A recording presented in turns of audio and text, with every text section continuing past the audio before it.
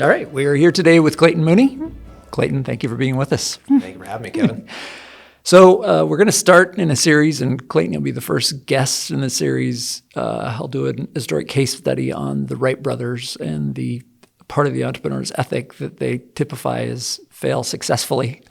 So we'll wind our way kind of in and out of your journey. But if you would just, to get us started, give us what Clayton Farms is and where it is at currently, and then maybe I'll ask us to turn the dial back a little bit and find out how you got here. Absolutely. So we are 7 years old as a company. Today we are known for building farm plus restaurants, where we go into a vacant restaurant, we convert the dine-in space to an indoor farm, and then serve the world's freshest salads, wraps, and smoothies through the drive-thru. And where is your first restaurant? First one is in North Ames, 2435 Grand Ave, and we took over an old Fazoli's Italian restaurant that had just shut down. The day we got the keys, it still smelled like breadsticks in there. Famous breadsticks. That's right, the Fazoli's breadsticks. Okay, so it used to be an Italian fast dine restaurant, lots of breadsticks, little dining area. How does it look different today and smell different? Yeah, so no more breadstick smell in there. But as you pull into the parking lot, you'll start to notice in the giant windows where the dine-in space used to be, it's just filled with level of lettuce and arugula and various greens growing. And since it's a controlled environment, we grow year-round. So every single day we're harvesting some portion of the farm and just keep cycling through. And out of that 1,000 square feet, we'll produce enough food for about 10,000 pounds of food in one given year. And not a very big footprint. 1,000 square feet, yeah. So why do you market it as world's freshest salads? Why does that make a difference? Okay, so I'm convinced we can get the Guinness Book of World Records because from harvest to serving, we can do in 15 seconds. I don't think many other restaurants could beat the 15 seconds. But behind the scenes, there's a big why there of why it's really important to me. Is if you walk into a grocery store produce aisle, all the food sitting on that shelf is missing a third or more of its nutrients. And that's because it's older than 3 days post-harvest. It's not the grocer's fault, not the distributor's fault, not the producer's fault, but because they're segmented and teleportation does not currently exist, they can't fix this. So by us having the farm attached to the restaurant, we are able to offer the full nutritional value plus the full flavor along with that 15 seconds harvest to serving. So nutrition affects flavor. Yes. Yeah, and most people, it's actually easier to think about the flavor than it is to think about the nutrition. And so we've had a lot of individuals come through and get our harvest salad, and it has arugula on it. And our arugula is really peppery. And they'll take their bite and they'll reach out and give us either a Google review or reach out on social media and say, whoa, why does your arugula taste like that? To which my response is, our arugula tastes like arugula is supposed to taste. Just harvested. That's right. I read a book recently. I'm going to forget the exact reference, but part of his point was on this whole thing that we do have an innate sense of smell and taste that seeks out the nutrition that our bodies need. Interesting. And part of what he's railing against is a modern food system that builds sense, taste, so that we like it, but it's more about us consuming more. Again, probably nothing wrong with that necessarily, although obesity epidemic and everything else, obviously something is going wrong.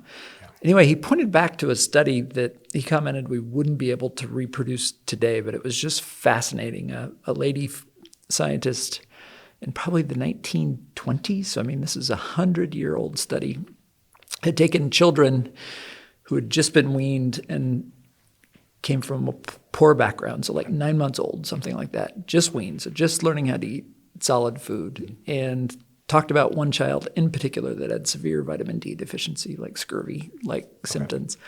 And the kid was given free choice of all kinds of different foods, and he just completely consumed bowl after bowl of carrots.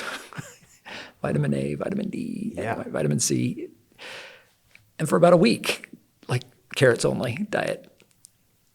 Kid got better and then started to sample other foods, just a little bit of carrots now and again. But anyway, kid who wasn't even old enough to really speak as yet had a sense of what they needed to eat. That subconscious of just seeking it out. Yeah, and so many people comment on your salads. It's just really good. You probably hear the same thing. But I think too. It's because it does taste really good, but I do have to think it has something to do with nutrition. On the nutrition side, if you can imagine, a lot of our customers are very active in various sports, so they're paying close attention to their diet. I also think that there's a byproduct or something happening that we didn't even realize, and it's as if when somebody drives up to the drive-thru for the first time and places the order, and they pull up to the window and they're waiting for their salad, and they look a couple of feet over and they see the lettuce growing in the window. I think there's this subconscious connection to it of the transparency and understanding where your food is coming from and who the farmers were behind it, which brings you another sense of appreciation or another level of appreciation for it. So maybe that's playing into it too, of this salad tastes really good because I looked over and the farmer just harvesting it was waving at me. And I think there's something to be said about that extra connection.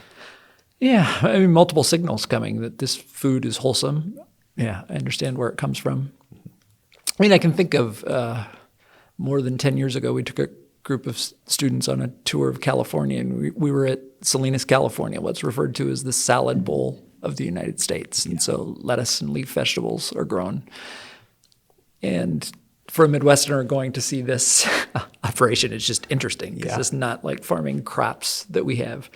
And so we went to visit a lettuce business called Taylor Farms. And so Bruce Taylor is one of the pioneering entrepreneurs of packaged lettuce. So instead of just buying it in the head today, you can find it. And so classic entrepreneur story, pioneered packaged leaf vegetables, sold the company for a lot of money, let his non-compete expire, started what today is still called Taylor Farms. But it was just so impressive watching them within 2 to 3 hours being able to harvest lettuce in the fields around Salinas, get it into a chilled warehouse, and then get it into a factory where it's washed.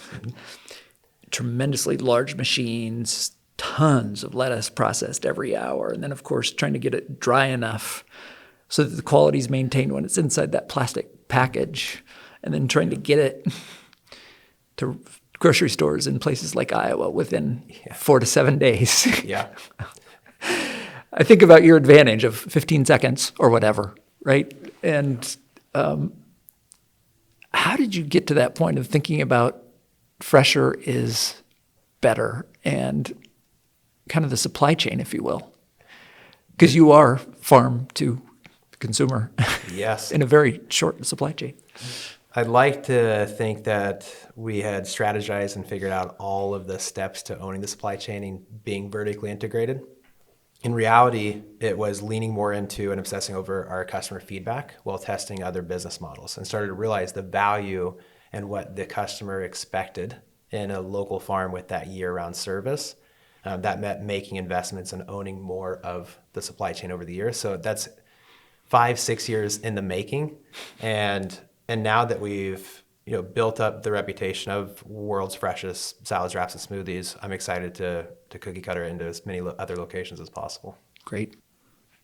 All right, Clayton, let me dial it back, and we'll come back to the present in just a moment. But let's talk a little bit about your journey from Southeast Iowa to where you are today. So I was born and raised in Southeast Iowa, just outside of a town called Blakesburg, a few hundred people. My family farm is still there today. Mostly row crops, but I grew up just around horses, so a lot of hay more than beans and corn. When I left the family farm, I did not think I would do anything with agriculture again. And for various reasons, I thought about different career paths. And one of the situations when I was leaving, you have a rural community, Blakesburg, very much a food desert. I thought, well, somebody else is going to figure this out and solve it in the future. And someone's going to figure out just more efficiently how to get better food to more people. Flash forward to today, there's more food deserts than ever before. And I've come full circle and leaned in and realized that my calling has always been in agriculture. And I'm prouder than ever to say I'm a farmer, especially for how we farm today. I'm a farmer who uses no soil growing leafy greens in Iowa. So redefining how you think about what a farmer is. Yes, yeah, especially, growing up only child, there was always manual labor to be done. So I was naturally drawn to what can be automated. A lot of just a lot of things in the upkeep in the day-to-day. And I think that it helps you have an appreciation for technology and work ethic. And I think that's really important. Mm-hmm. And so you learned some things about communication while at Iowa State University and then went to the corporate world. Can you talk about that? And ultimately, what was your decision that maybe the corporate world wasn't for you? So I should preface with I made a pretty bad student. So I transferred to Iowa State in 2008 as a junior in business economics, planned to go off to law school and become a patent attorney. By that time, I was already playing a lot of poker, primarily online poker. And I remember I had an accounting final, and it was the next day. I should have been studying for it. Instead, I was playing an online poker tournament. And I ended up winning that tournament for around $10,000. That was, as a 19 or 20-year-old, that was life-changing money. And I just skipped my final entirely. And I told myself, well, if I'm going to go all in on something, I want to have a career in poker. So I left Iowa State. And then for the next few years, I treated poker like a business with multiple revenue streams. So I coached and charged an hourly and taught other lower stakes players the mathematics of the game. And then I raised investment to move up in stakes. And then I also invested in smaller stakes and micro stakes players. Very much loved playing poker full time. To me, it was a video game I was playing for a living. And then in April of 2011, the Unlawful Internet Gambling Enforcement Act came along and said online poker is not regulated. Department of Justice stepped in, seized all poker domains, everybody's account balances, and overnight it went away in the United States. Well, playing poker... Did you have any warning that was coming? No warning. Okay. No warning. Yes, and flash forward to today, that was 2011, there are still players who are disagreeing with account balances and still trying to get money back. Get their money back, Yeah. Did you ever get yours back? From one of the sites, yes. From two of the other sites, no. Pretty brutal, but a lot of lessons learned there. That's one of the failures, thankfully, learned from. But during playing poker, about 10% of my poker career, I played in person. So I'd go out to World Series of Poker, play a lot of cash games over there, did travel abroad for European poker tour stops, etc.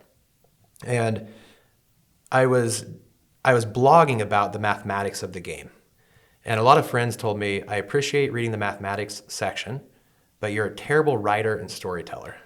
And that really stuck with me. I had some PTSD about that. Everyone's like, yeah, you're just a terrible writer.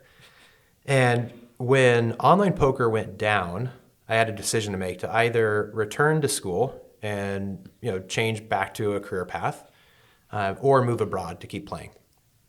And I thankfully had a couple of mentors who pointed out I should consider understanding and getting an English degree. And they said, if you think if you're pitching yourself, everything is communication. If you got an English degree and focused on creative writing, maybe you could explore just other avenues.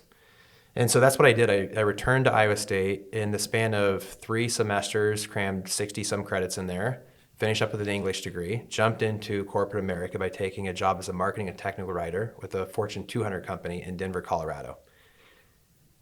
I thought most of my days would be enjoying the views of the mountains, and instead I was in Cubicle City, working about 70 hours a week. And a few months in, I started to realize I did not make a good employee because of the pace at which everything was moving. Many, many examples around that, but one would be I had an idea for a campaign on one of the social media platforms. I pitched it to my boss. My boss's boss liked it, but the third boss in line didn't. And so there were 4 people involved, and somehow it got to the very end person, and they said, this doesn't make sense. And I started to realize, I'm impatient with this, and I thought it was a really good idea. I wanted to experiment. I couldn't experiment. That was a strike against corporate America for me. So decided to do something else. Went back to poker. Yes, I gave away and sold everything I had. Quit after about 9 months. Applied to Ireland for a 1-year holiday visa. I was accepted in about 3 business days. They make it pretty easy for Americans to jump over to Ireland. And started telling friends and family what I was doing. And the feedback was pretty negative. Everyone thought it was a terrible idea, especially leaving, a secure job to go back to quote unquote gambling in another country that I'd never been to before with just my backpack. Clayton finally was set, and then he just gives it all up. That's right. Yeah, very, very grateful because ultimately my parents have been my biggest supporters and ambassadors. And when I told them I'm moving to Dublin, Ireland to go back to playing poker for a living, the knee-jerk reaction was, whoa, whoa, whoa. But as it got closer and closer to time and I got over there and I started treating things, again, as a business, and they could tell that I was passionate about it and I was entirely focused on it, that helps subside some of the worries. Okay. What lessons can we take from your approach to poker that we can apply to the entrepreneurial world? Just as I listen to your experience, you have multiple revenue streams. That's right. Ways to make some revenue, ways to ask for investment capital for yourself, ways to deploy some investment capital. Yeah, how do you think about that? What things do you think you've taken from your poker experience and brought to your approach to entrepreneurship? The biggest takeaway is understanding sample sizes and understanding if you need to be process-oriented or results-oriented with something. So one example is when I played live poker, I played a lot of cash games, but in online poker, I played mostly tournaments. So you would pay $100, $200 to jump into this online poker tournament. There'd be 10,000 players. First place would be life-changing money with a crazy multiple, but a minimum cash would be your money back plus 10%. So couldn't quite make a living off of that. So you needed to focus on getting to the final table and actually trying to win these tournaments, right? And in doing so, there's so many people out there playing at any given time, and there's the variance of the game. So you have to accept that the majority of the time you're actually going to lose money, which is a pretty weird approach if you're treating something like a business, but it helped prepare me to understand that 20 to 25 days out of every month, I'd be losing money. 5 to 10 days out of every month, most of those would be break-even days, and then I'd hope to make a final table and win a tournament, maybe win one in every 400 or 500 tournaments I played in, best case scenario. Flash forward to entrepreneurship, it really helped me understand that you need to usually pitch 99 investors who say no before finding the one investor who says, yes, I believe in the vision. And so that really helped prepare me just for understanding that pace and taking no after no after no after no because of the previous failure. Mm-hmm. Does failing that often in pursuit of that or anything else, does that condition you better, do you think, for how to deal with failures that come as part of the process? For me, yes. I think it's, if you have the approach of you're paying for tuition by probably losing money when first starting out playing poker, flash forward to some of the sports that I've participated in over the years, boxing or ultra running, you usually have to physically get beaten up to learn from it. And therefore, it's helped me take the approach of, experience is the best teacher. And I think the upside or the optimistic side of failing at something is you've at least learned one way to not do something. So the faster I can get through that to figure out which works, the better off I'm going to be long term. Yeah, did you become a better poker player through that? Just repetition? Yes, and surrounding myself with mentors who were higher stakes players who had been in my position 2 to 3 years prior. And they would go over hands with me in the mathematics and say, why'd you make this play? To which I would point out, here's my reasoning. And then they would always have this moment where they'd say, well, why didn't you think about this?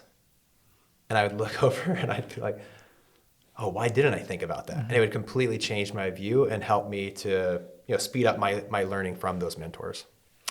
So it's probably semantics, but some people would say poker is gambling. And probably in some context it is. But was it really gambling with your approach?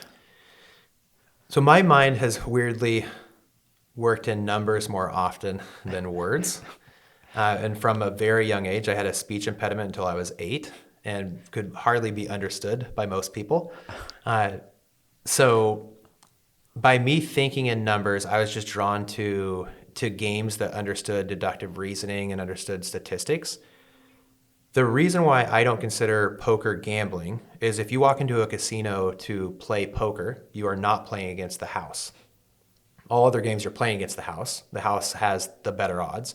You are essentially renting your time at a poker table for a dealer at a casino, and you are playing against other people. And it makes the profession of poker look shallow, but the entire opportunity in poker and success is measured by money won and lost. So it's up to you to exploit your opponent for being worse at math than you are, Okay. which is a really weird concept to think about. How does that apply to entrepreneurship? Maybe it doesn't, but If you are a mercenary entrepreneur, I think there's some opportunities there. But thankfully, as I've leaned into entrepreneurship and started companies, the missionary side, that's the big epiphany I had with poker, is when getting ready to move away from Ireland and come back to the States, I met poker players turned angel investors in technology companies. And they told me building a technology company was more fast-paced and rewarding than just playing poker for a living. And so I was intrigued, but didn't have any business ideas of my own at the time. okay. Well, your friend Jason Calcanis, I guess, plays some poker, doesn't he? Oh, yes. Oh, yeah. All of them, they play some nosebleed games, the World Series of Poker, the $100,000 buy-in and $1 million buy-ins. Okay. Yeah. Okay. So I guess it does kind of run through. Yes.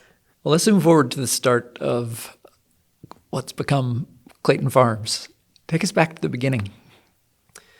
So back in 2014, when we first met, so a decade ago now, I had returned back to Iowa fresh off of being asked very nicely to leave Ireland after my 1-year holiday visa. Your visa expired. And I felt devastated, but I was inspired to think about and understand more about startups. So I found myself back in Ames. I ended up meeting a group of individuals on campus competing in the Thought for Food Challenge.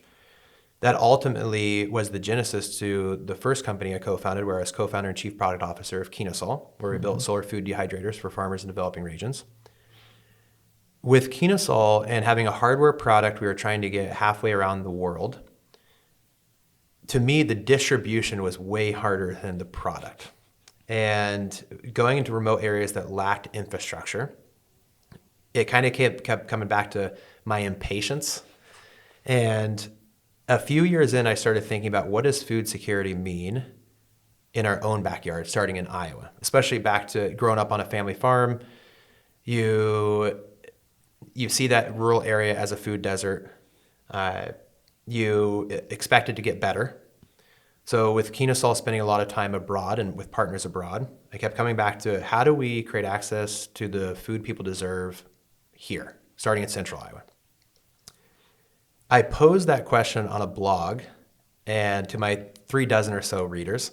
And I had a friend from community college reach out, Danon Poole. And Danon said, I have the answer to your question, and it's indoor farming. I said, indoor farming, why? So Danon and I met up, hadn't seen each other for 5-6 years, kept in touch on Facebook, etc. And he said, yeah, it's indoor farming, and I think most indoor farms get it wrong. And I said, okay, why? And walk me through this. I don't know anything about indoor farming. And so he started pointing out an average indoor farm takes 7 years to turn a profit. That's a really long time. Most indoor farms have taken the approach of centralized, and they want to build a 100,000 square foot farm. It wants to be next to a distribution center and still going to grocery stores. So they take a lot of capital and try to build this farm of the future. Has a bunch of robots running it. There's more bells and whistles. There's more parts, which Danon felt like more parts equal more problems. And then at the end of the day, they themselves say, oh, we're just the farm. We're going to give ourselves the smallest slice of the pie by wholesaling all the food they produce. He said, those are kind of recipes for disaster. I've thought about indoor farming on a smaller footprint, closer to the consumer. So when we started building prototypes, one of the very first prototypes we brought into the office on campus and showed y'all. And Danon, his design experience and his background in plant biology really helped him understand what he was trying to build. And so as we started prototyping, we started to realize we can do pretty well off of spaces of 1,000 square feet or multiples of 1,000 square feet. Could that lead to getting our technology, both the growing side and the software that runs the growing equipment, to be efficient for being deployed as close to the consumer as possible? And then if it's as close to the consumer as possible, do you get better food security? Do you get better access year round, especially in a controlled environment? Do you get more flavor and more nutrition? And so the first 3 years, we focused entirely on the technology. We had various paid pilot projects. Some worked, some were absolute disasters for us. And through that experience, we started leaning in on who do we want our customer to be? If we want to ultimately have the consumer have the most upside, we need to move towards consumer ourselves. And so we tested one business model here in Iowa and Minnesota to really prove out our technology could be run remotely and at the scales that we wanted, with the home delivery service for our fresh greens, where you'd sign up at our website, we'd harvest and deliver from our farm straight to your doorstep weekly or every other week, year round. Learned a lot from that because we decided to own every step of it, from the moment we started seeding our nursery to the moment we delivered the food on someone's doorstep. We owned everything. And so that allowed us to get feedback very quickly from our customers. And then when we went in search of other business models, I came across a statistic towards the end of 2022 that mentioned in 2023 there'd be tens of thousands of restaurants shutting down in the US. Most of those restaurants were restaurants with dine-in space no one wanted to go to anymore. DoorDash, Uber Eats, the pandemic changed everything, right? And so you have Burger King with their play places as an example. No one wants to take their kids to German-infested play places anymore. And so that gave us an opportunity to go in search of a vacant restaurant and test the retail space. And it was very much an experiment for us, but this model is proving that it's way more efficient and economical than any of our other previous models. So we are all in on the Clayton Farms Salads brand.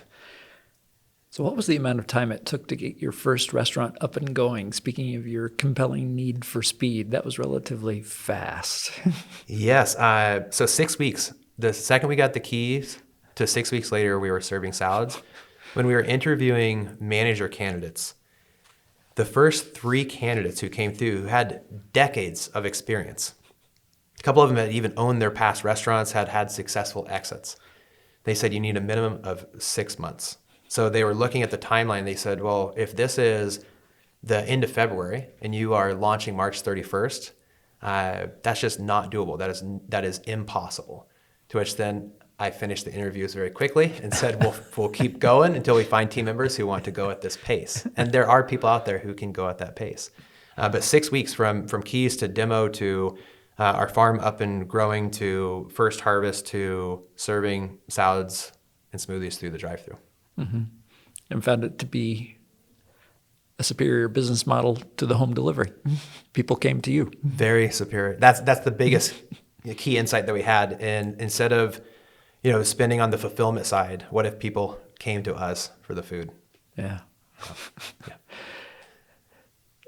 And how are you using technology at the restaurant in creative ways? Back to poker days, I'm pretty obsessed with the data. And what's exciting about it today is just insights on who our customers are and what they want from us. And so the majority of my time right now is actually spent on jumping on phone calls or in-person events through catering or personally delivering something from a restaurant to one of our best customers and asking them, how can we improve on our food and how can we improve on our service? Because it's a constant stream of data, we've tried to put it to work for us over the years. And so one example we have is as someone drives through, what you drive tells us a lot about you. So one assumption we've made, that was our kind of starting point, was if you drive through at lunchtime and you're in a truck, you are twice as likely to add tri-tip steak to your salad. If you drive through at dinner time in a minivan, you're twice as likely to have a larger average order value with this because you're taking food home to family. And so now it's kind of a moving target, but we're trying to lean more into that. But then we turn around and we want to market to individuals who are the most consistent for being customers with us. And so when that customer comes back, essentially you can give a prompt to your people in the store that this is a returning customer? Yeah, so if you break it down to anyone on the kitchen side, if someone comes through and they're a loyalty club member, or there's anything that lets us know that they have been with us and visited with us this many times, we want to continue to learn from that repeat customer. And so we have various prompts that also are tied to flavor profiles. So if an individual comes through and does a build your own salad and they want something peppery, and they've tried the peppery arugula and the chili limon dressing, if we have an opportunity to essentially upsell them and say, if you want something more peppery, we can also add our micro radish to it. That's a good opportunity for a win for them because that's what they're looking for, and a win for us because of a higher ticket value. Okay. Yeah. And so you're pointed toward finding your next restaurants. Yes. And ultimately franchising. Can you talk about that and sort of how this first restaurant has led to the vision? So a year ago, I knew nothing about franchising. The basics of, okay, so the company's built up the brand. Someone has really got this figured out. Someone wants to now have that cookie cutter into their location, right? May of last year, so just a couple of months after opening the restaurant, some investors flew in, and investors with deep expertise and experience in franchising. And as they walked through and toured, they said, well, I've never seen anything like this before. I'm very familiar with other fresh salad companies like Sweet Green, Crisp and Green, Salad and Go, but this is like an entirely different approach. So they became very excited and circled back and asked, have you ever thought about franchising? And at first, I said no. What are the benefits? And a couple of those individuals started to point out, if we're trying to scale this, and back to our mission that it's still been the same since day one of providing people with the food they deserve, how do we do that at scale? And they pointed out that I describe myself, instead of co-founder and CEO, it's co-founder and chief farmer. I care about the Ames community. I want to build a life and a family here, and this is where I want to be long term. If we were going to take our concept and try to put it in a place like Miami, Florida, I don't have the passion and the community know-how to go there. But if we found someone there who says, hey, I like the idea of being the chief farmer for this location, and their passion is there and they care about fixing food in their local community, that's a much more efficient way to winning. And then that is franchising. And so since those moments and kind of having the eye-opening experiences, we've thought about the expansion. We like the idea of more company-owned locations here in Iowa and possibly Minnesota. Everywhere else, though, franchising. Okay. Yeah. And you've done very well being able to attract, some of those mentors. It's kind of a theme that you've repeated throughout your career, however. But talk about the role of some of those investors you've been able to attract to this business. And part of it is the franchising that you've already mentioned. But, how do you think about that? How you were able to network to meet them in the first place, because that probably takes some work. But then, how you've helped build vision alongside them as well. Finding the right people takes time, and it goes back to that sample size. So ever since walking to your class, Econ 334, I was attracted to understanding incubators and accelerators such as Y Combinator. And I thought, okay, one day maybe it'll make sense to apply to this prestigious accelerator in Silicon Valley. And little did I know, a couple years later would have that opportunity. And individuals, especially here in the startup community, reaching out, asking for advice on the Y Combinator application, which I'm happy to do. But they said, well, how did you break into this startup ecosystem?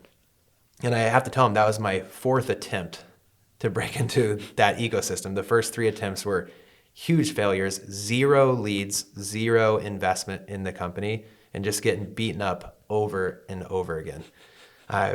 But again, sample size, I felt like the process would eventually work. And so we were very fortunate in 2019 to go through Y Combinator. The temporary relocation out there opened up many, many doors, and the partners at Y Combinator are all past founders who have been there, done that, scaled massive companies, whether successes or failures, and they're just an open book, and they want you to learn from their mistakes. That compounds like crazy in the startup space. And I think at any given stage, if you can have a mentor and you can ask someone for help, the best types of mentors that I've found are individuals who are still in the trenches and they're 2 or 3 years ahead of where you are today, because it's relevant for what they're going through. And then you cannot be afraid to ask.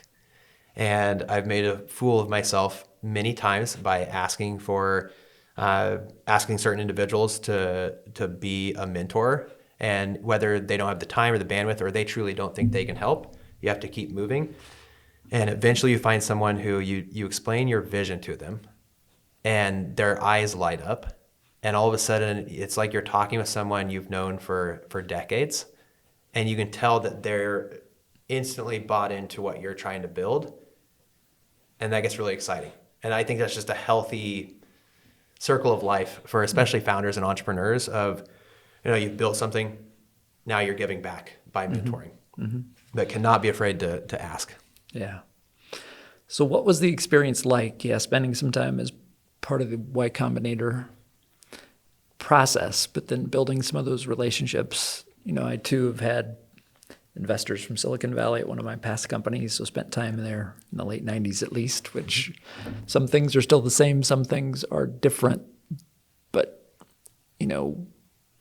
what do you bring back here to the Midwest, to Iowa, that sort of lessons learned, some things that we can imitate, some things perhaps we can't, some things we don't want to perhaps, but how do you compare and contrast? I've had to learn the hard way since getting back and speaking my mind on some of these topics. Some of them have bit me before. I think it's very important for a startup community to embrace failure, especially a startup community like Iowa, where everyone knows everyone. 9 out of every 10 of our companies are not going to work out. When they don't work out, you can either point your finger and say, I told you so, or I knew it, and this person's a failure. Or you can say, hey, you fought the good fight. You were in the arena. You grinded it out. Just so happened that it didn't work out. How can we help? Whether you start your next thing, can you connect investors or they join your startup or your company? I think you have to be very embracing of that. And that's something that Y Combinator community does really well, is just embracing of, hey, that didn't work out. No big deal. Shake it off. What are you building next? Are you excited about it? And I thought at the time I was thinking big. And I thought after Y Combinator, I was thinking big, but there's so many levels to that. And flash forward to, our main investor and main mentor today, he has helped us to think even bigger than ever imaginable. And with that, I think it's exciting because you recruit the right people, you find the right people who say, whoa, this can be location 1 of 10,000. And how do we know that? Well, this person's actually built 10,000 locations for their past company. And I think that's really, really important, and Iowa needs more of that. Iowa needs more people to share what works and what doesn't work, to think bigger, and then just embrace when startup ecosystems or communities need to evolve. All right, Clayton, so I've been asking entrepreneurs that have been on the podcast about 3 decisions that they've made. The entrepreneur's ethic, and how I think about it at least, is about how people like you make decisions. So what's an example of a practical decision you've made that you can point to as being significant? I went back to farming. And I say that as someone who, I truly, when I left the family farm, I said, not coming back, not going to do anything agricultural related. And as soon as you start to realize life goes by very quickly, and especially in startup mode, I don't believe you have a chance or an opportunity to focus on your weaknesses. You need to just lean into your strengths. agriculture and food is in my blood. It's played way more of an impact than I could have ever imagined. And it did shape me into who I am today, especially for work ethic. And so coming full circle of leaving the family farm to becoming a farmer and being proud of it, to me, that's the most practical decision I've made. Well, and I think it's a big redefinition of farmer too. I think too often, because it's the way it's been structured, we think of agriculture as one thing and food as another, right? We farmers, we ship off our commodities to somebody else. They add value, they process. That's true. And then it goes to consumers. But that doesn't have to be the case. No, and that's when we started testing the consumer-facing side of the business, and we started getting closer and closer to the consumers and our customers. We didn't realize how excited we would become by having a conversation with just an everyday person off the street saying, like, what do you have? I'm going to try this. Oh, this is good, or this needs a change, and started working with chefs and getting their feedback. Had no idea in us owning that step of the supply chain how excited we would become. Yeah, because was it easy and fast to figure out how to grow really great lettuce or arugula? We had to grow a lot of bad lettuce and bad arugula. Speaking of failing successfully.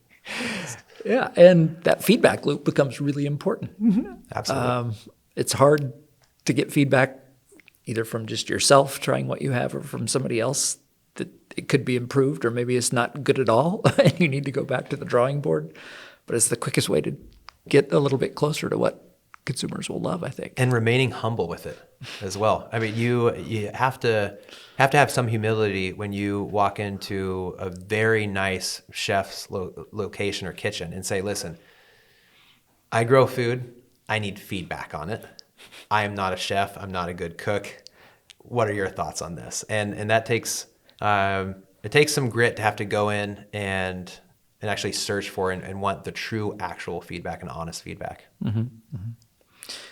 Well, next, what's an example of a principled decision you've made that was significant? Ooh, this one brings me back to my first company, Kinosol, and you were around since day zero. And you watched the evolution of the company and the team change. And it started with 5 co-founders. At about a half a year in, it was 4 co-founders. And 2 years in, it was 2 co-founders left. And I wanted to focus on a certain direction. I was butting heads against the rest of the team. And I made the decision of, this isn't working. I need to step back in some capacity. And to me, I had to stay true to what I thought the direction that made the most sense was. And if we could not go that direction, therefore I was no longer needed at the company. And you may think that, that's a sad story, but weirdly it guaranteed the most successful opportunity I'll have ever had in my life, because about a year in, started dating co-founder and CEO Michaela, and today we are happily married. But very much at the moment of leaving the day-to-day and leaving the company and feeling like there was not a place for me there anymore, and having to stick to my moral compass and my principles. And in a truthful relationship in business that can translate into truthful relationships in life. That's right. That's right. How do you think about conflict, disagreement, that's encompassed in that? Do you think you do well? I don't know if there may be a few people that just, really look forward to personal conflict, but I don't think most people are wired that way. Trying to think back to just the very first moments of understanding who I am. And one of those moments, I had a couple of family members way back. This would have been 2008 when I transferred to Iowa State, and I said, yep, I'll be there for a couple of years, then off to law school. And they told me, oh, law school will be perfect for you. You like to argue. To which I said, okay, interesting. And that's why I leaned towards, I thought patent attorney, I love the idea of technology and inventions. I want to fight tooth and nail to help somebody protect it. Flash forward to entrepreneurship and building a company. There is conflict multiple times a day, every single day, and you have a choice to make of how to handle those. And something that I think the average entrepreneur has to go through is letting their emotions get the best of them and make some decisions emotionally and have to start to realize like this was not the right decision for the long term. But something I will say that I'm very grateful, was raised in a very stable household. My dad is very stoic and taught me work ethic. He worked for John Deere for 44 years as a machinist before retiring.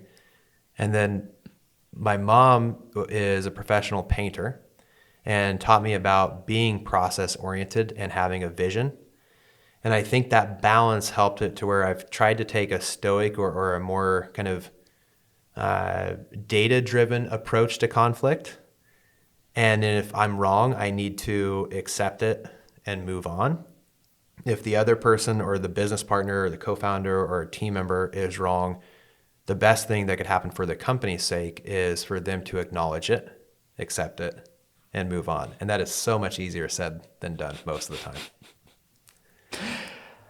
Yeah, it's when you're not emotional, it's easier to say, yeah, you need to be less emotional when you're making decisions. But yeah, I mean, we're not wired that way. Especially when you preface it with, now, please don't be emotional. That's like just instantly triggering someone to be emotional. And yeah. Yeah, one of my most significant pet peeves is when somebody, and you always know you're in bad shape when somebody says this to you, but it's like, it's nothing personal. This is business. You know, it's like you're getting it at that stage.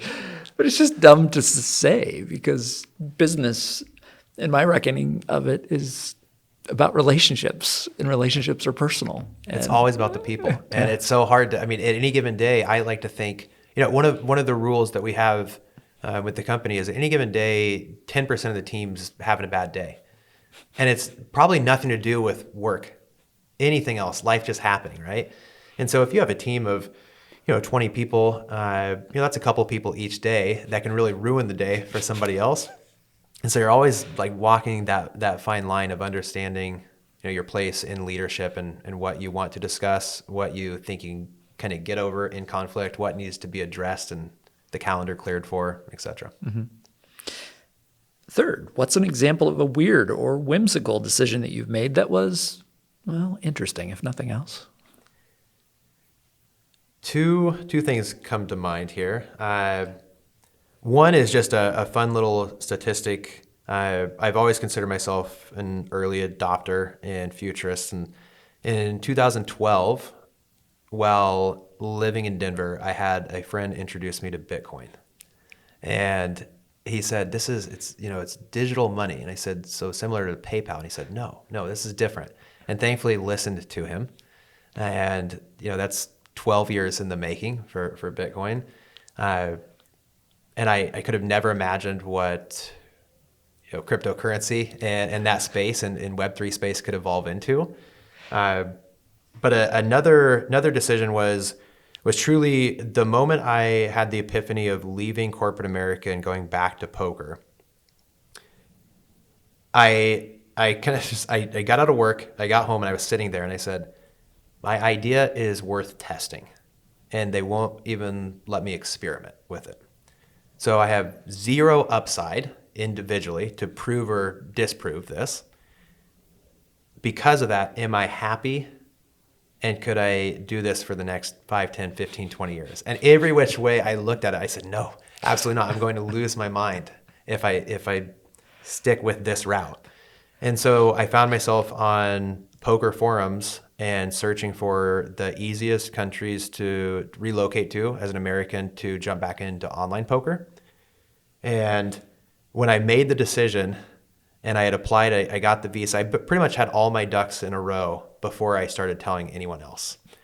And as I told, it was going to happen. I was on the plane no matter what. And as it got closer and closer, you have family members and friends asking, and they're like, you don't have a big nest egg built up and you don't have a bankroll. What is your plan? You don't have a place to live. You've never been there before. And when I booked the flight, I landed in Dublin. I had a taxi take me to a coffee shop downtown. I jumped on equivalent to their Craigslist, and I started looking at apartments that were renting out a room. And I said, I'm going to just find a place. This is going to work. And thankfully, I did. By the end of the second day, I found a place. Roommates are still friends today, a decade later. But that was a pretty crazy leap of faith that I had to take, and just saying, I'm giving away and selling everything. Whatever doesn't fit in a backpack, I don't need anymore. And I'm moving halfway around the world to play online poker. That is excellent. Well, Clayton, any last words of kind of lessons learned? Failing successfully, I think you're a great epitome of that. Taking risk for sure, but nothing so big that they wipe you out. And you learn from things that don't quite work right, and go from lettuce that maybe isn't quite as good to lettuce that's really very good. But any last words of advice for entrepreneurs that are listening? I would really encourage everyone to take a step back and realize how short life is. Because the moment you do that, you start to realize you can think longer term more easily. And I would really encourage someone out there today who is entrepreneurial in any regard to think in terms of what do they want to accomplish over the next decade instead of over the next year, and then just get started. No better time than the present. All right. With that, Clayton, thank you for being with us. Thank you.